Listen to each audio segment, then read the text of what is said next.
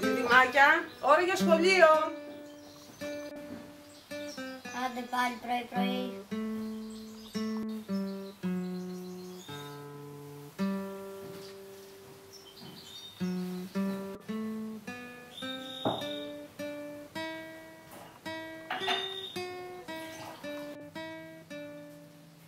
Καλημέρα, μαμά. Καλημέρα, Λενιό μου. Αδερφός σου σηκώθηκε? Από τώρα.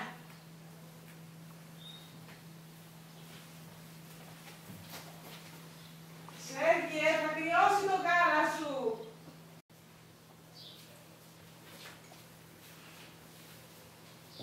Υπέροχο θέαμα για να ξεκινάει η μέρα σου. Ευχάριστα. Δεν πέρασες φαίνεται από καθρέφτη ακόμα. Καλημέρα, λέει πρώτα ο κόσμος. Άντε τρώγει να πληθούμε κιόλας. Θα αργήσουμε για το σχολείο. Δεν βλέπεις, κοντεύω. 7.30 είναι ακόμα, ξημέρωτα. Αφού ξέρεις τώρα ότι το πλήθυμα χρειάζεται χρόνο. Τελείωνε.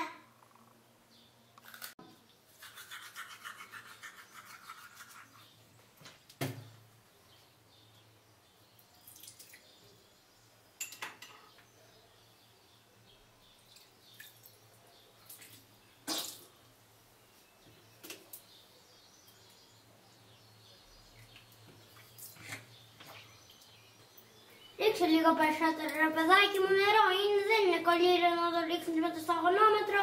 Ναι, νερό όλοι και πρέπει να πληθώ κι εγώ με αυτό. Κοίτα εδώ θα μας φτάσει. Πολύ δύσκολα προσαρμόζεται αυτό το παιδί. 6 μήνες τώρα ζούμε έτσι και αυτός εκεί. Γκρίνια κάθε πρωί. Άντρες. Έτοιμοι? Γεια σου μαμά. Γεια σου παιδιά, στο καλό. Και προσπαθήστε να μην λερωθείτε. Θα προσπαθήσουμε.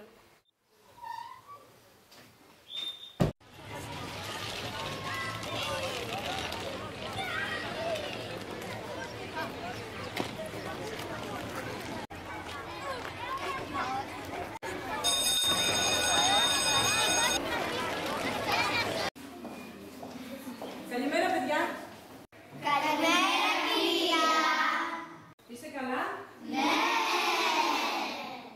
Βλέπω είστε κιόλας έτοιμοι. Ας αρχίσουμε λοιπόν. Ποιος θέλει να σηκωθεί στο πίνι? Άννα.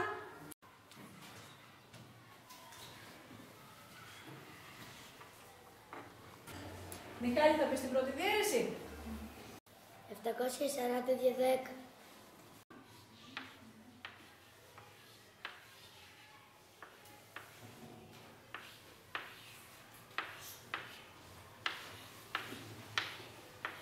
Είσαι 74.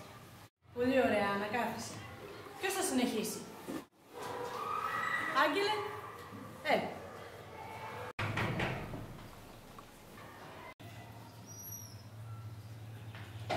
Καλημέρα. Καλημέρα. Σαν άνοιξες λιγάκι σήμερα, είσαι καλά?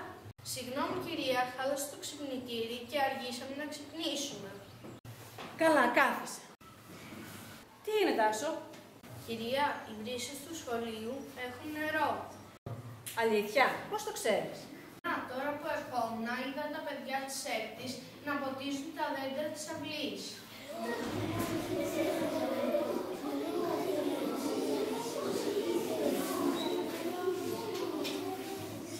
Να πάμε κι εμείς να βοηθήσουμε την κυρία. Ναι κυρία, να πάμε κι εμείς να προλάβουμε πριν κοπεί πάλι το νερό. Να πάμε κυρία. Να πάμε κυρία. Την κυρία μόνο για λίγο. Και μετά θα τελειώσουμε γρήγορα τις εργασίες μας. Ναι. Εντάξει τώρα. Σίγουρα.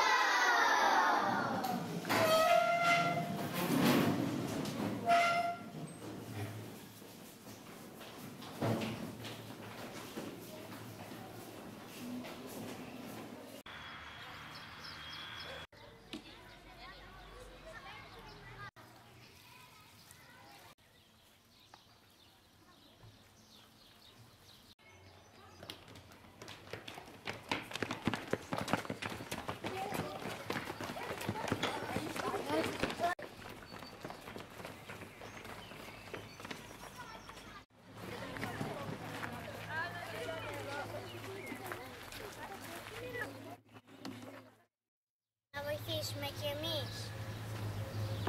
Άκου λέει, να αυτοί οι κουβάδες είναι έτοιμοι, πάτε τους για τα δέντρα. Βαρύ είναι. Θα τους κουβαλήσουμε εμείς. Ελάτε μαζί μας.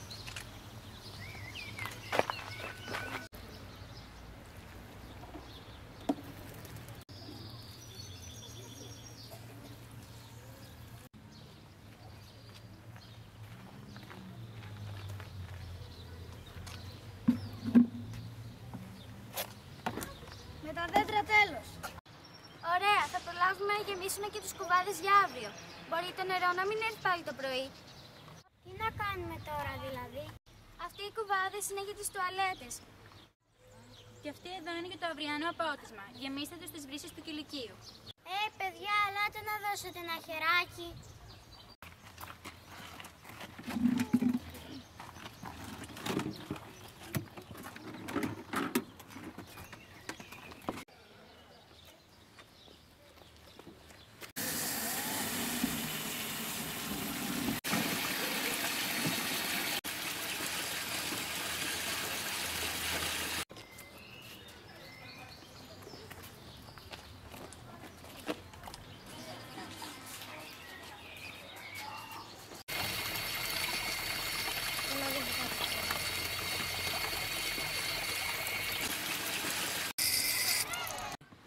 Όχι έτσι, πρώτα θα κλείνεις τη βρύση και μετά θα αλλάζεις τον κουβά. Είχα καιρό να δω βρύση να τρέχει και ξεχάστηκα. Συνήθεια βλέπεις. Πριν μερικούς μήνες αφήναμε το νερό να τρέχει ακόμα και όταν δεν υπήρχε λόγος. Έτσι κάναμε και φτάσαμε εδώ που φτάσαμε. Τώρα δεν μας επιτρέπεται να σπαταλάμε άδικα ούτε μια σταγόνα νερό. Γι' αυτό μην ξεχνιέσαι.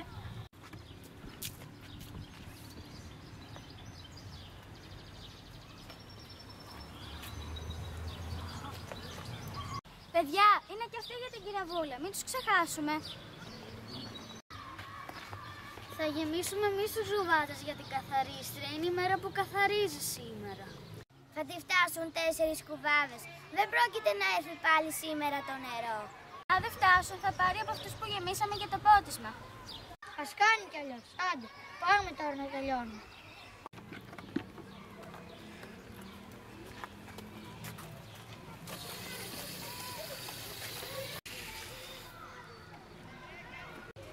Λοιπόν, παιδιά, μια χαρά τα καταφέραμε. Είστε γρήγοροι. Θα σας προτιμήσουμε και την επόμενη φορά. Ναι!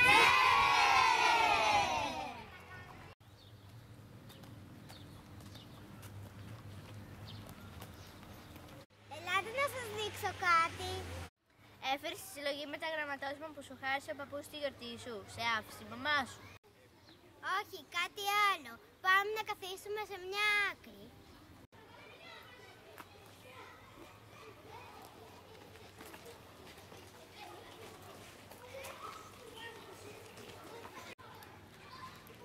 Κοιτάξτε, μου τις έδωσε χτες ο παππούς μου. Πρόσεχε, μου είπε να μην τις χαλάσω γιατί είναι σπάνιες. Τι είναι αυτά? Τίποτα που να σας αφορά.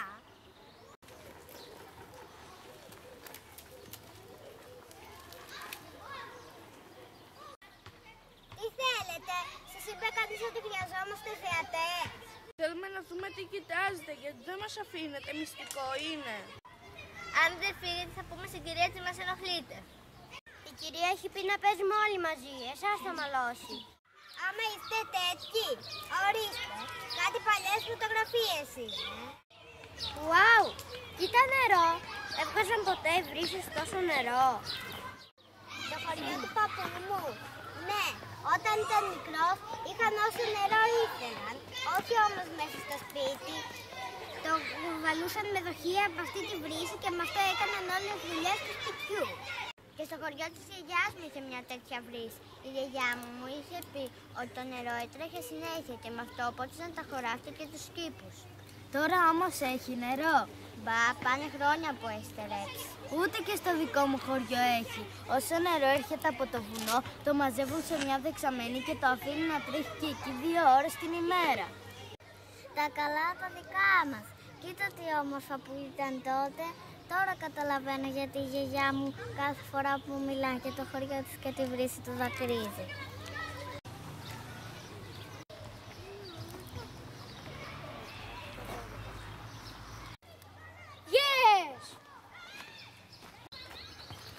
δάσκαλοι, Γιώργο, κοίτα πως έγινα.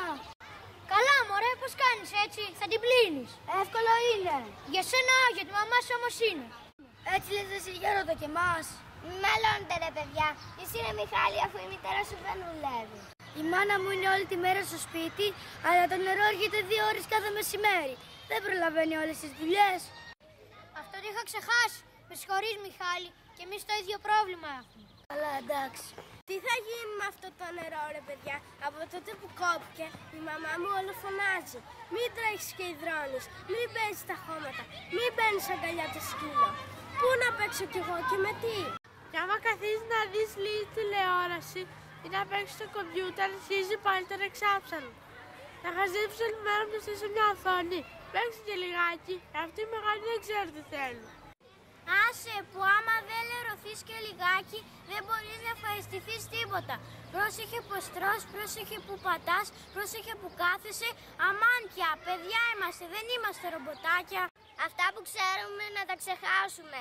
Ο μπαμπάς μου είπε ότι πρέπει να προσαρμοστούμε στη νέα κατάσταση, γιατί αλλιώς δεν θα έχουμε νερό ούτε για 2 ώρες την ημέρα. Και τότε θα δούμε τι να κάνουμε.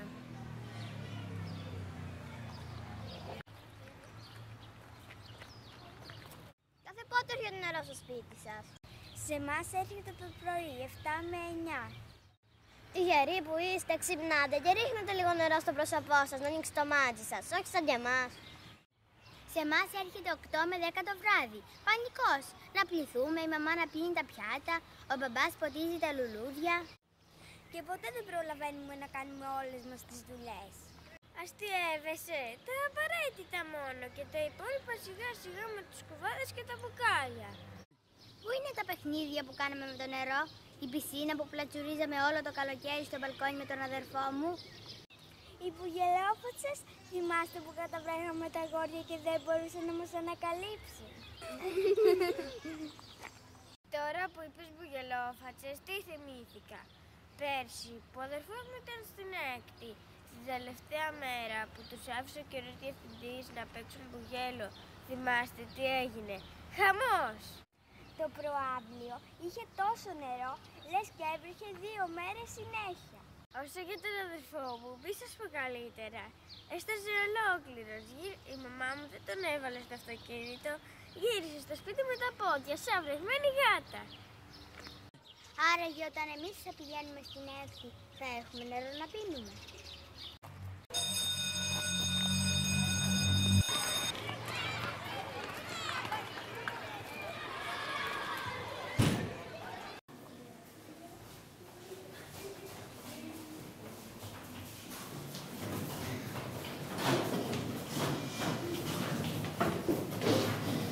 Λοιπόν, πώς πήγε η επιχείρηση υπότισμα?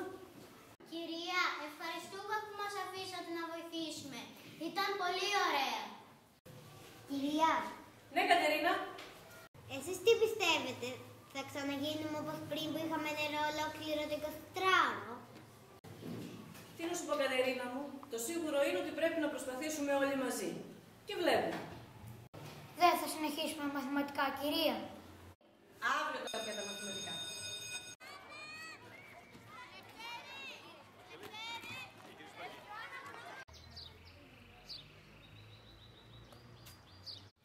Αμάν πια με αυτά τα διαφημιστικά φυλάδια, τόσο χαρτί πεταμένο στους δρόμους κάθε μέρα.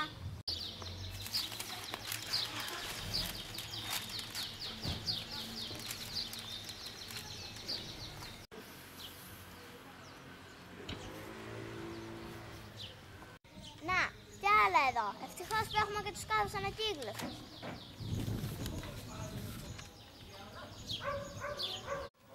Αχ, τι έπαθα! Τι χτυπιέσαι, παιδάκι μου, τι έπαθες?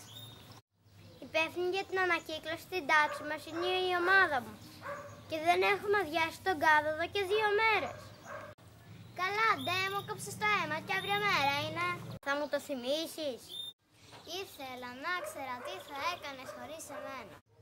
Αδερφούλα μου εσύ.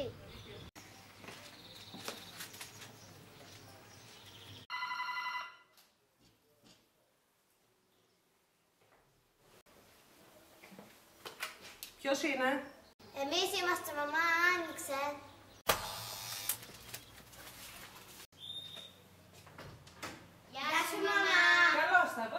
περάσατε σήμερα? Τέλεια, ήρθε το νερό στο σχολείο για 2 ώρες το πρωί και η κυρία μας άφησε να ποτίσουμε και να γεμίσουμε τις κουβάδες για αύριο. Χάσαμε και μαθηματικά. Τότε πράγματι ήταν τέλεια.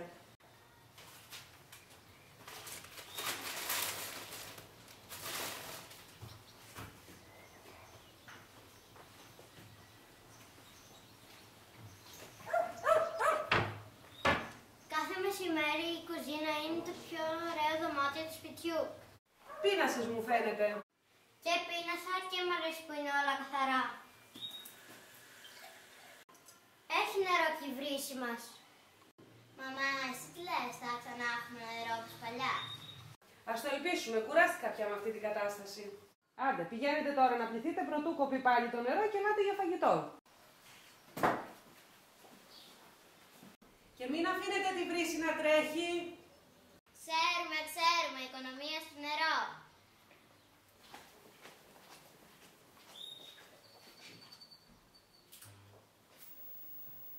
Πολλά προβλήματα έχουμε αντιμετωπίσει το τελευταίο διάστημα εξαιτίας της υψηλής και πολλή συζήτηση έχει γίνει γύρω από τα μέτρα που έχουν ληφθεί το τελευταίο εξάμηνο.